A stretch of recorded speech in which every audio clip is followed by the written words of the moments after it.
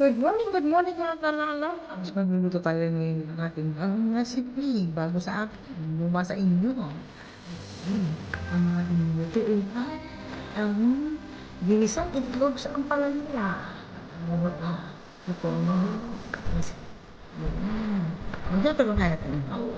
Lagyan na natin ng asin para may bigay pag malasa na ang gawin ng sangkap. Tulog na ang lasa. Pwede mo ay, naku. Pero,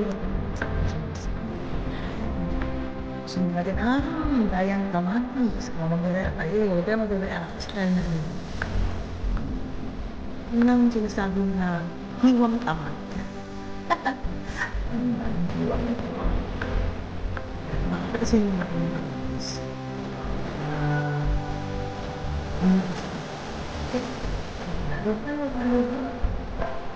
Kaya kung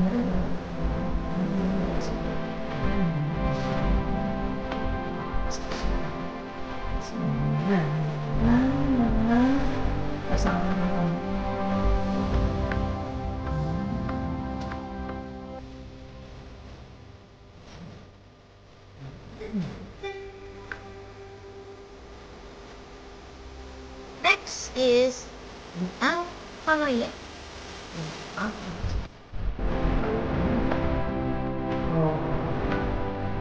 Yo.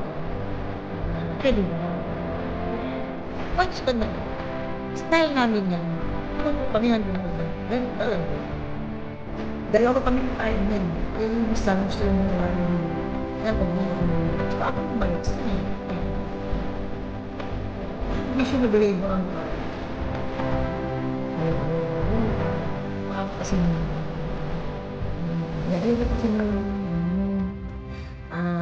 half cook. Ayan, ayoko ng half cook. Gusto ko full cook. Diba? Sa halo-halo. Pakakatasin natin para magkasabaw. Ayan. Dito kasi, ang ampalaya dito, ang tagal kumatas. Diyos ko, dry na dry. Parang love life. Charot. Ayan. Ayan, may tubig na siya. Kumatas na siya sa wakas. So, ayan. May tubig na siya, diba? So, halo-halo tayo para lumasa lahat ng sabaw sa gulay. Ayan, takpa ng konti. After a moment, okay, ayan na siya. Ayan. Halo-halo ulit tayo. Ayan, malapit na siya matuyo. Konti pa. Tatakpan mo natin, no? Para maluto siya ulit.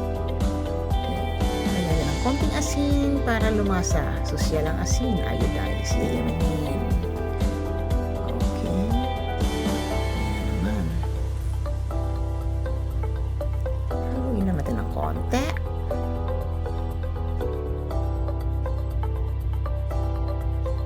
Yun. Few moments later. Charan! O, diba? Tuyo na siya. O, see? Konti na lang. So, isusunod natin ang egg. Lagyan natin ang egg.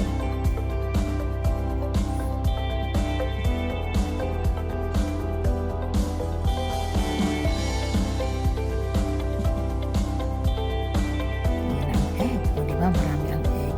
Kaya nga, ginisang itlog sa ampalaya eh. Kasi mas marami yung itlog kaysa sa ampalaya. Kasi gusto ko yung mas nakikita ko yung itlog kaysa sa ampalaya eh. Yan, o diba? Paalian natin, palulutuin natin yung itlog bago natin haluin para ma-emphasize yung itlog kaysa sa ampalaya. O yan, o diba? Dahan-dahan lang. Yan. Kailangan paghihiwa mo, may kasamang lambeng para masarap ang food. Ayan, diba na o. Hindi tuloy ako nagutom. Sige na. Ayan.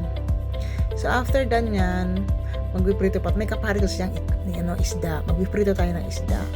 So, ampalaya matching with fried fish. Ayan. Okay. O, diba? Kitang-kita mo yung itlog ng lalaki. Naku, ang sarap kumain yan. Hindi mo malalasahan yung ampalaya kasi mas malalasahan mo yung itlog. Diba? Ayan na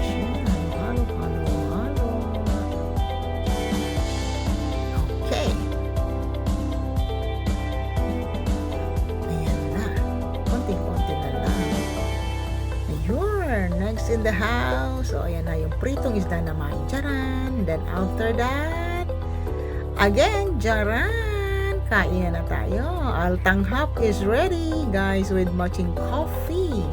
So, tara na. Kain tayo.